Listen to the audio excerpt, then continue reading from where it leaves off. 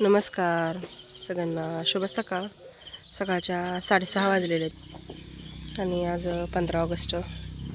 सगळ्यांना स्वातंत्र्य दिनाच्या खूप खूप शुभेच्छा. पोरांचं सगळं आवरून झाले आता 15 ऑगस्टला जाण्यासाठी.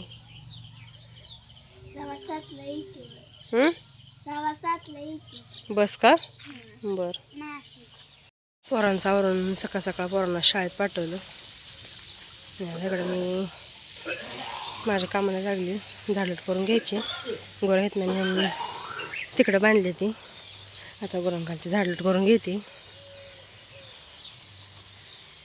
करून झाले आणि इकडं शाळांना मका टाकली होती खायला. खाऊन झाली मका त्यांची. 7:30 वाजले ते. आता 8 वाजेपर्यंत पाणी शिवायचे. पाणी भरून घेते आता. पिण्याचं वापरायचं सगळं पाणी भरून घ्यायचं. वाजले त्या आणि माझे कपडे धुवून झाले ते सगळी. आता जेवण करते आधी आणि जेवण करून परत शाळा सोडते रिकाम्या. आणि गुरांना पण पाणी पाजून सावलीला बांधायचं. शाळेला वगैरे आणून टाकायची. कामावरून आलो शेंगाव करायला. थोड्याशा झाल्या त्या शेंगाव करायच्या. तेवढं म्हटलं उकरून घ्याव्या सकाळ सकाळ.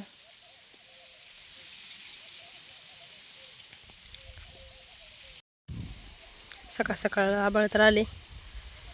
बरं होईन पाऊस आला तर, पण पाऊस काही येईनाच. उगं थोडं राहिले उकरायचं. चला घेतो तेवढं उकरून. आता रानातनं शेंगा उकरून आल्यावर शेंगा फोडायला बसलो होतो आम्ही दोघीजणी. भरपूर शेंगदाणा फोडले तर, 1 शहरभर शेंगदाणा फोडले तर. आता उद्या भरपूर शेंगदाणा लागणार आहे तर, कारण उद्या भावाचा उपवास.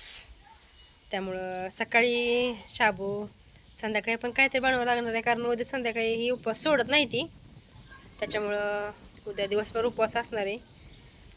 शेंगदाणा फोडून घेतले तो. 5:30 वाजले त्या आणि आता आम्ही सगळीजण माळावर चाललोय.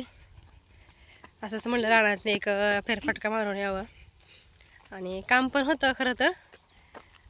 हिरव्या मिरच्या संपल्या त्या घरातल्या. हिरव्या मिरच्या आणण्यासाठी चाललोय माळावर. मकाच्या कडाला जी एक भाव ठेवला होता मिरचीचा, त्याला चांगल्या मिरच्या आल्या त्या. आता माळावरची मका एवढी आली. तुरा टाकलाय मकाने. मकाला आपल्या चांगली काळोखी आली.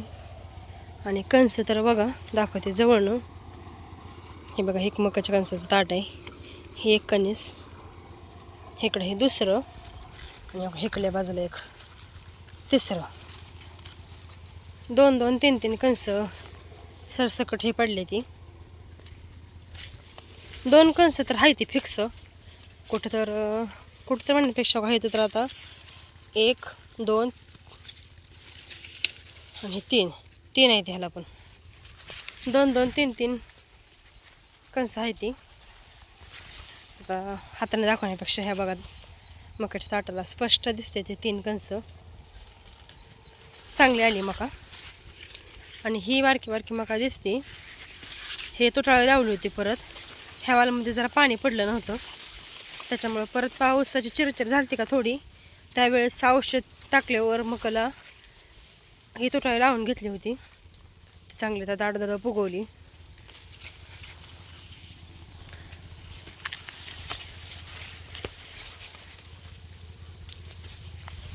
बऱ्याच दिवसामधनं आलोय माझं माळावर. मकाला औषध टाकून जी गेलतो खाली, ते परत कधी आलोच नाही माळावर.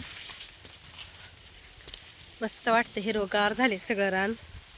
एकच तुकडं फक्त राहिले केळीचं, नाहीतर बाकीचे सगळे माळावर रानात मकाच आहे. आणि केळी पण काय मोडून टाकली. उन्हाळ्यात पाणी पुरलं नाही त्यामुळं झाडं काय सारखी आली नव्हती सगळी. एक एकदम छोटं ते एक मोठं अशी झालती, त्याच्यामुळे ती मोडून टाकली. ही मकाचं तिसरं तुकडं. ह्यातली मका जरा थोडी बारकी आहे, कारण एक 2 ते 3 दिवसानंतर हे पेरलेले.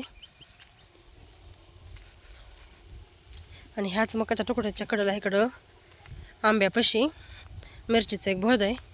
पहिलाच मिरचीचा भोद आहे. रान लोटरताना ठेवला होता ती. आणि पाऊस चांगला पडल्यावर चांगला फुटला त्याला. फुलं कळीने गच्च भरली होती मिरची. त्यामुळे ठेवली होती. आणि मिरच्या पण चांगल्या लागल्या होत्या त्याला.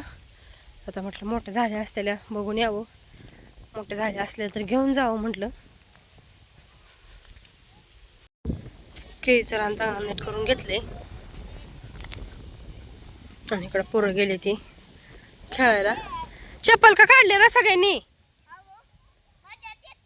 मजा येत नाही चप्पल असल्यावर? बर, आता येते का मज्जा? खेळा मग थोड्या वेळ, मिरच्या तोडतो आम्ही.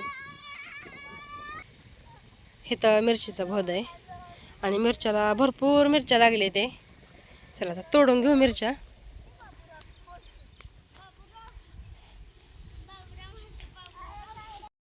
भरपूर मिरची लागली आपल्या झाडाला. चला तोडून घेतो आता. आता इकडे आमच्या राधाची नागपंचमीची तयारी चालू झाली. मेहंदी काढायला चालू आहे. कशी बघायची मेहंदी?